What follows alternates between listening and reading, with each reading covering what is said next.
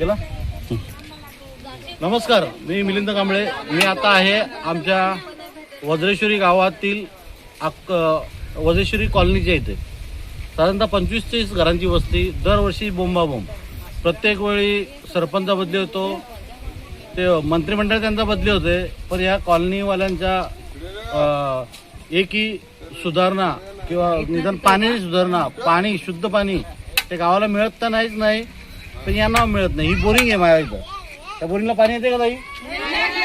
पाणी नाही त्याला. बरं, पाणी येतं या बोरिंगला, तरी त्या पाण्याचा वास मारतो, म्हणजे पिण्यासारखं पण पाणी नाही. ये इकडं.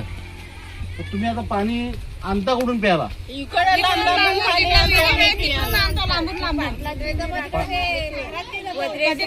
बालपाटलाच्या हिरीवरून पण आणतो पाणी. तुमच्या इथं विहीर आहे, आता मला माहिती मिळाली का त्यात 2 टँकर टाकलेत. 2-3 टँकर टाकल्यात, पण ते विहिरीत घाण जास्ती आहे ना, तर ती घाण टँकर टाकलं ते घाण वरती येते, पाण्याला जाम वास मारतोय. कवाची घाण आहे त्याच्यात. म्हणजे पहिल्यांदा विहीर साफ करायला पाहिजे होती.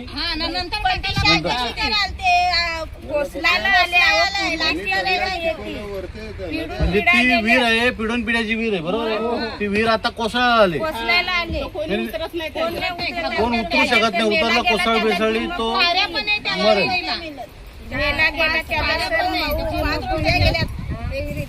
5 पिढ्या गेल्यात. त्या मावशीनं म्हणणं आहे 5 पिढ्या गेल्यात, विहीर आहे तशी. मग पाईपलाईन टाकली तुम्हाला तिथं, पाईपलाईन पाणी येत नाही का? कुठे पाईपलाईन टाकले, पण पाणी त्याला जास्तीत जास्त थांबत पण नाही. काही महिलांना भेटते तर काही महिलांना भेटत पण नाही पाणी. आमच्या त्या घरात तिकडे एक सगळ्यात मोठी समस्या काय माहितीये का? पाणी सोडायचा टाइम सकाळी कधी सोडतात, कधी 11 वाजता सोडतात, कधी संध्याकाळी सोडतात, बरोबर. आता मध्ये मध्ये तर 2 दिवस म्हणजे माणूस सकाळी कामावर जाणार, कोण असते कोण नसते, घरात प्रत्येक माणूस कामाचा आहे, मजूरकर सगळी माणसं आहेत. तो सकाळी पाणी भरत राहणार, भरायला थांबणार, घरात कामावर जाणार, कामावर आल्यावर पाणी भरणार. म्हणजे यांची वेळ काय फिक्स नाही. एक साधारण सर्वांना सकाळी 7ची वेळ काही माझ्याकडे राहतो तिकडे असते, सकाळी 7 ते 8 वाजेपर्यंत. बाकी आसरानगरला वेगळी वेळ. त्यांच्या मनाला वाटेल तसं राज्य, त्यांना मनाला वाटेल तेव्हा पाणी सोडतात. कोणाला मिळतंय नाही मिळतंय. नळाचं पाणी पण पिता का तुम्ही? पियासारखं नाही हे. ऐका, आंघोळीसाठी घेतो, म्हणजे आपण रांधायसाठी घेतो. रांधासाठी पण योग्य ना पाणी मावशी? पियाला आम्ही पाणी विहिरीचं आणतो. तिकडे विहीर हे बाबांची तिकडे मरवडचे ते साईडला जायला लागतं. हे पुढे ना नदीचं पाणी येतोय ना, तो एवढा पाणी गरम आहे ना, जाम गरम पाणी येतोय ना याला नळाला. कुठल्या नदीचं पाणी? हा, यो नळाला येतो. नदीचं पाणी येतोय ना, तो पाणी कमी झालंय ना नदीला. त्या पाणी तर पिऊन बिमार पडतील माणसं. डायरेक्ट बिना फिल्टर होता पाणी येते, ते पाणी पित नाही आपण. मग आपण कुठून आणता पाणी आपण लांबून? आम्ही तिथं ते मागाविहीर आहे, त्याची मुलं अगोदर करतात, तिथं आहेत ना ते घर, तिथून ते नळावरून बाबा तिथून आणतात. आपल्या आपले वज्रेश्वरी. आता ज्याची गाडी आहे त्या विकत पाणी आणते, ज्याच्या जर पैसा नाही ते आम्ही पेतो पाणी पिण्यासाठी. आता हे मोलमजुरी करणारे लोक आहेत, ते 40 रुपयाचा जार तो विकत आणतील का मला सांगा? साधारण 100-200 रुपये मजुरी असते महिलेला. इथं त्यांच्या घरी जेवण बनायचे वांदे. सगळे आदिवासी कुटुंब तिथली. ते पाणी आणतील का मोलमजुरी करायला जातील की काय करतील? एक तर सगळ्याच गोष्टी पण ठेवल्यात. गॅसचा पत्ता नाही, लाईट बिल सव्वा येते. म्हणजे निदान ज्या स्थानिक स्वराज्य संस्थेच्या आवाक्यात ज्या गोष्टी आहेत त्या तर यांनी पूर्ण द्यायला पाहिजेत करून. नळ घ्यायला किती पैसे सांगतात ते तुम्हाला? 3,000 रुपये. आता 3,000 रुपये भाऊ भरू शकतो का आम्ही? काही महिला काही माणसं 300 रुपये दिवस कमावतात. 300 रुपये मजुरी आम्हाला परवडते. तुमच्या घरापर्यंत नळ गेला असं त्याच्या नळाला पाणी येईल म्हणून ते विचारलं का तुम्ही त्याला? आम्ही टाकीचा सोडून बहुतेक माणसं वीटभट्टीवर जातात. हा, बहुतेक माणसं वीटभट्टीवर जातात. मग त्या नली इथं ना ते तिकडं काय करतील? 3,000 रुपये टाकून ना टाकून काय करतील? बरोबर आहे. तुम्ही हे ग्रामसभेत प्रश्न मांडले का? मांडले चिखल मांडले. जेव्हा इलेक्शन येते तेव्हा येतात का सगळे? घ्यायला गाड्या घेऊन येतात. चालू कुठे गेल्या कुठे आणि भाऊ असं पाणी आम्ही पिऊन ना जर आजारी पडलो ना सरकारी दवाखान्यात गेलो का ते लोक काय म्हणतात का तुम्ही काही पण खाता मग असं पाणी पिऊन आम्हाला त्रास झाल्यावर दवाखान्यात जाय नको का बरोबर. मग ते लोक सांगतात तुम्ही काही पण खाता काय माहितीये का आता हा काय बोलला असं पाणी पिल्यानंतर आम्ही आजारी पडतो आणि दवाखान्यात घेतो. दवाखान्यात गेल्यानंतर सुशिक्षित मॅडम तिथल्या काय बोलतात तुम्ही आदिवासी आहेत ना तुम्ही काय पण खाता. हा. म्हणजे आदिवासी नावावरही काय पण खपवतात. म्हणजे तुम्हाला खायची अक्कल नाही. अरे आम्हाला आम्ही हे इथले भूमिपुत्र आहोत आम्ही. आम्हाला खायचं काय प्यायचं काय चांगलं कळतंय. पण तो असा आरोप आपल्यावर लगेच लावला तो आदिवासी तुम्ही काय पण खाताना आजारी पडताना आमच्या दवाखान्यात आमच्या डोक्याला ताप द्याला. बरोबर आहे. तिथं तर इलाज नीट मिळतो का दवाखान्यात. पुढं लगेच जाऊ दे पुढं इंद्रा काय तपासत नाही दिली कंची पण गोरी ये खा माझं एवढं पायाला लागले तरी पोरीला रिपोर्ट लिहून दिला ना लगे भिवंडीला. तिथं कोण लक्ष नाही. पाय संग कापाय लागल.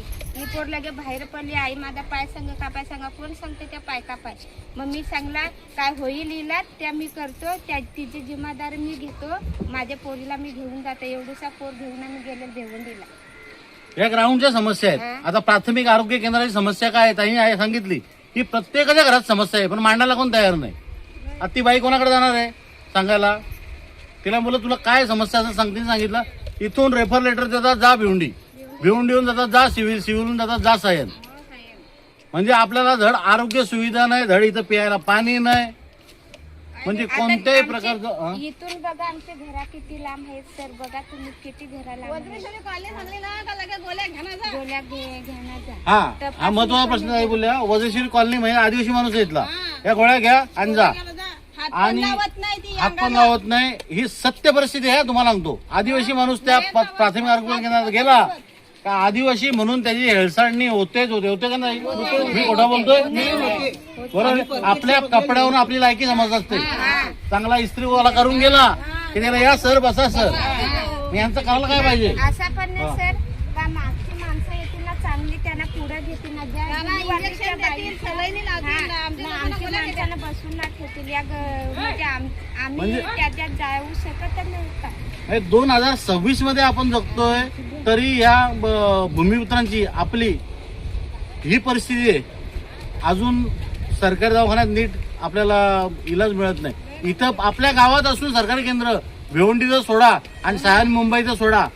इथला माणूस म्हणून काय विचार करतो माझा माणूस घरी मेला तरी चालेल पण त्या सायननं मुंबईला नको. ते हेडसांडनी नको. आमच्या घरी मरू दे माणूस. बरोबर नाही. एक तर अशिक्षित कुटुंब. आता थोडीफार मुलं शिकायला लागले. आताही सुरुवात झाली शिकायला आदिवासी कुटुंबातली मुलं. पण अजून महिला वगैरे अशिक्षितच आहेत. याला काय करणार काय. कोण नेते मंडळी कुठे हे त्यांच्या संघटना कुठे आहेत. ते पक्ष कुठे आहेत. फक्त इलेक्शन आलं की पक्ष काय म्हणतात. डिलिव्हरीचा सगळ्यात मोठा मुद्दा प्राथमिक आरोग्य केंद्र वज्रेश्वरी इथं पहिली डिलिव्हरी असली की तिथं घेत नाही. एवढी मोठी बिल्डिंग बांधून ठेवले.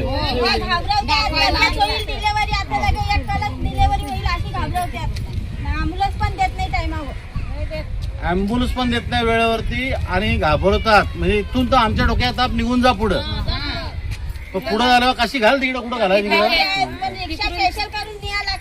तिकडूनचा सर काय बोलतात सिस्टर असते ती. मग तुमचे दवाखाना एवढा मोठा दवाखाना आहे मग तुम्ही तिथे जाता तुम्हाला इकडेच कसा लिहून ना देत. आणि साहेब भाऊ असं हे का एखादी महिला जर एखाद्या महिलाच्या बरोबर जर गेली ना तर तिला पण तिथला हॉस्पिटलचं सगळं माहिती पाहिजे. अनफड बाई असली तर ती कुठे धावू शकते. तिला धावायची माहिती पाहिजे का नको. शिवीला पाठवला तर साईनला तिकडं आपले ठाण्याला पुढे पाठवतात. मग ते ठाण्याला पण तिला माहिती पाहिजे. तिकडं आमचं ओळखीचं कोण नसतात. मग तिकडं ती एकटी बाई काय करू शकते. साधारणपणे ना सर्वसाधारण माझ्यासारखा सुशिक्षित माणूस जरी गेला ना मुंबई सारख्या सायनच्या हॉस्पिटलमध्ये तो येडावून बाहेर पळतो. त्या प्रायव्हेट हॉस्पिटल पळवला पण हे सरकारी नको. एक तर यांची हिडीस पिढीस ती लांबच. आपल्या कपड्याचा अवतार बघून ते आपल्याला हाकलून देतात. आणि कुठं या खिडकीला जा त्या खिडकीला जा. इथं वाचता येत नाही. अशिक्षित लोक आहेत. मग इथं मारायचं तिथं जायचं तिथं मारायचं. काय करायचं काय. ह्या सरकारचं म्हणणं तरी काय. मुख्यमंत्र्यांचं म्हणणं काय. आरोग्य असं समितीचं म्हणणं काय. एक तर या ग्रामपंचायतने आरोग्य समिती स्थापन केली नाही. तंटामुक्ती कुठलीच समिती स्थापन केली. मी 10 वेळा त्यांना मागे लागलो होतो, एक समिती स्थापन करा आणि त्यांच्यावर जरा प्रेशर द्या की आपल्या माणसाला अशी हेळसांडणी आपल्या माणसाला झाली नाही पाहिजे. पण त्याच्यावर कोणताही काही ऐकलत नाही. या सदस्य, ग्रामपंचायत सरपंच, उपसरपंच यांचीच भांडणं भांडायला. आपल्याला कोणत्याही प्रकारची ह्या कॉलनीमध्ये सुविधा आजपर्यंत दिली नाही. हे आता संडास बांधून ठेवले त्यांनी. इथं संडास कोण कॉन्ट्रॅक्टर आहे, ठेकेदार त्याचा ठेकेदार काय माहित कोण येतं बाहेर, कोणतरी आहे. बाहेरून येतं. इथे प्यायला पाणी नाही, मग संडास मध्ये पाणी आणणार कुठून? आता रात्रीची गोष्ट भाऊ, एक बाई कामावरून आली आणि तिला पाणी नाही भेटला म्हणून ती बोरिंग आली. इथं पण पाणी नाही भेटला, मग इथून रात्रीच्या 100 रिकामी घेऊन गेली. मग शेवटी तिने विहिरीचा गड्डूल पाणी घेतला भरून. मग तोच पाणी त्याही रात्री पिला असेल. मग काय झाला का हॉस्पिटलला गेली का ती तशीच सांगतात का तुम्ही काय पण खाता. मग कामावरून जर महिला एखादी आली ना, तिला पाणीच नसला, मग ती रांधल कुठून, पोरांना खाया देईल कुठून? टँकरा टाकलं ते आपण पाणी पिवत नव्हतं. एवढं बेकार पाणी लागत, पाण्यातच घाण आहे त्याच्यात. ते पाणी डायरेक्ट पाणी नदीतून उचलून टाकल्यानंतर तशीच परिस्थिती होणार आहे. हे तुमच्या समाधानासाठी टँकर टाकला असा. फिल्टर पाणी असं अरे फिल्टरचं तुम्ही मशीन लावा ना. मी काय बोलतो, ग्रामपंचायत खाली तुम्ही मशीन लावलंय ना, आम्हाला द्या, आम्ही 10 रुपयात घेतो इथं पॉईंट टाकून. जे सांगत पण नाही का चांगला पाणी आणला टँकर मध्ये, तर तुमचं बाई पाणी घ्या, चांगला पाणी आणलं घ्या पिण्यासाठी. आम्हाला सगळं भरा, पण पियासाठी तर रोज 2 जुडी तरी द्या ना. संध्याकाळचे द्या, सकाळचे द्या पियासाठी. आम्ही आंघोळ करत आणून टाकतात. अशी सर्वसाधारण परिस्थिती या महिलांच्या तोंडातून ऐकल्या तुम्ही. एक तर आपला समाज एक तर बोलायला जात नाही कुठं, आदिवासी समाज. पण या सगळ्या वेदना या वर्षानुवर्ष सहन करतो. हे सगळे डोळ्याने बघतात. आतापर्यंत जे पण समितीवाले, ग्रामपंचायत सदस्य, सरपंच सगळे बघतात. फक्त इलेक्शन आल्यानंतर या कॉलनीत भेट दिली जाते, त्याच्यानंतर हे बघ पाणी येते.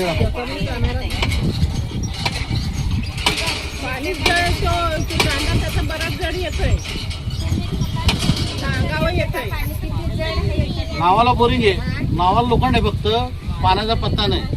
महिला जर रात्रीच्या कामावरून आल्या तर त्या कशा काय पाणी भरतील ना, कशा काय स्वयंपाक बनवतील? रात्री 6 वाजता 6-7 वाजता येतात. 6 पण वाजतात, कधी 6:30 वाजतात, कधी 8 पण वाजतात, कधी 8 पण वाजतात. आपण सगळ्यांची बांधलेली असतो. एखादा शेत असलं तर कितीने देऊ शकतो. लांब गेली तर येता येता 9 पण वाजतात. माझी आता सरपंचांना आणि सदस्यांना विनंती आहे. विनंती काय, यांची मागणी आहे आता. आम्ही तिथे ग्रामपंचायतमध्ये येणार नाही. तुम्ही सगळं मंत्रिमंडळ तुमचं घेऊन इथे यायचं आणि आमचे प्रश्न पाण्याचे जेवढे आहेत तेवढे इथं सॉल्व्ह करून द्यायचे. तर पुढच्या वेळी आमचा एकही माणूस कॉलनीच्या बाहेर मतदानाला जाणार. हे मी बोलत नाही, हे यांचे हे बोलतात. हे मी बोलत नाही, हे बोलतात. इलेक्शनच्या टायमाला एकट्याला पण घुसून नाही देणार. फक्त सगळ्यांची संमती पाहिजे बस. एकालाही इलेक्शनला घुसून देणार नाही. हे दारूचा आमिष, पैशाचा आमिष दाखवून काही लोकांना नेतात पळून. पण आता कोंबून ठेवतात.